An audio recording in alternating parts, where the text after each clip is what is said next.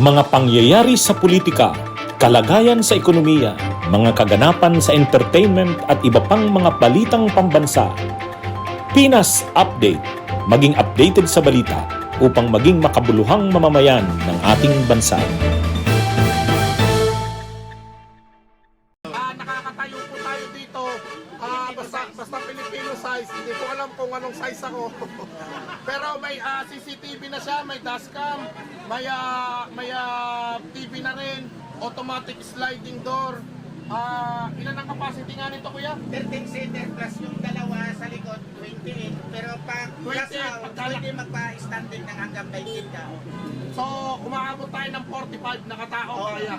At ang maganda pa rito, pagka may kalgada, hindi ho kami namimili, pinapapasok namin. At hindi po namin pinababayaran yan. Kung may mga kababayan tayo, walang pamasahe, nakikiusap na sumabay, libre po sila. Opo, walang problema Hindi naman po madalas yung ganon. Pero syempre, konsiderasyon po natin sa ating mga kababayan po. Hindi pa po aircon ito.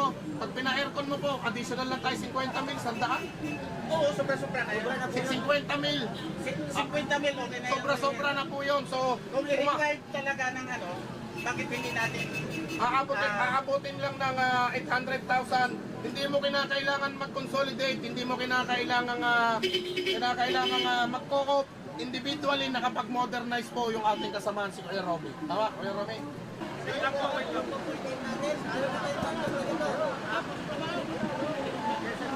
Yo! Laban! Automatic sliding door na siya, nasa kanan na ang pintuan. At ang komportable yung ating driver. Fully stainless po ito. Kaya ho, malaking bagay po ito na dapat ito po ang maaprubahan ng ating gobyerno. Dahil nga po, mura na, matibay pa. Hindi na kailangan po mag-consolidate. Abot ng mga individual.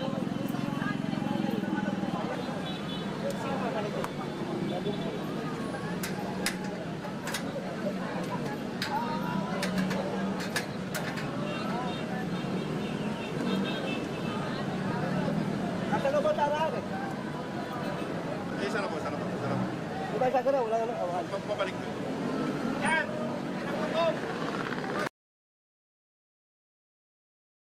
Balik tayo sa issue ng PUV modernization. Pinag-aaralan na ng LTFRB kung pwedeng gawing modelo sa programa ang mas mura at gawang Pinoy na modernized jeep ng isang transport group.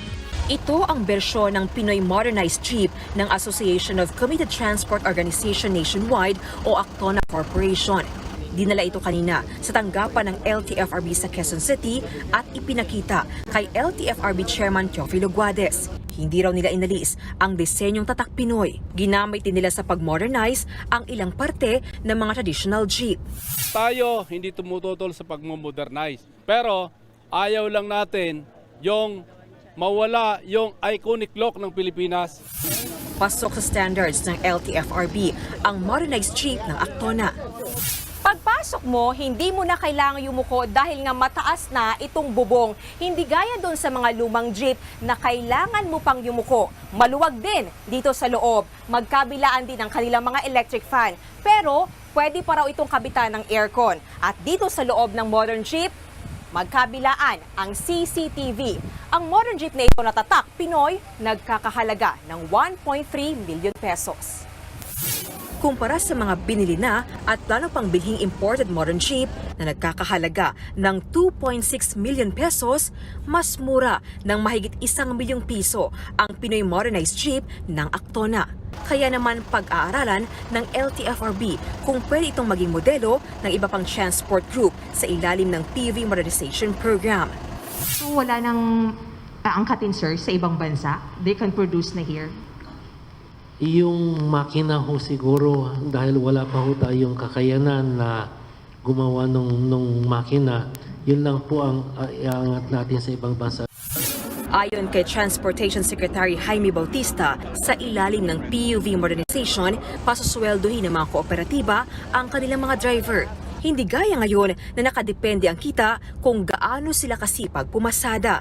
Pero para sa mga single unit operator, gaya ni Mang Jimmy Olivares, palilitin lang ng modernisasyon ang kanyang kita. Tinabla naman yan ng LTFRB. Sa PUV modernization, matatanggal na nga raw ang boundary system at hindi na kargo ng mga driver ang maintenance ng mga jeep at UV Express. Higit sa lahat, hindi na magkukulang ang jeep sa kalsada dahil nakaschedule na ang kanilang mga biyahe. Depende ho yan sa kooperatiba o sa korporasyon, may mga incentives pa rin po sila natatanggap.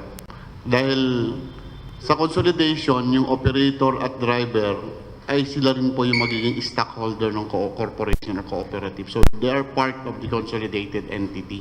Sila rin po magpapatakbo niyan. Kaya yung fear po nila na mawawala sa kanila ay malayo ho yun. Kasi nasa kanila ho yun kung paano nila i-manage. Pinas Update. Maging updated sa balita upang maging makabuluhang mamamayan ng ating bansa.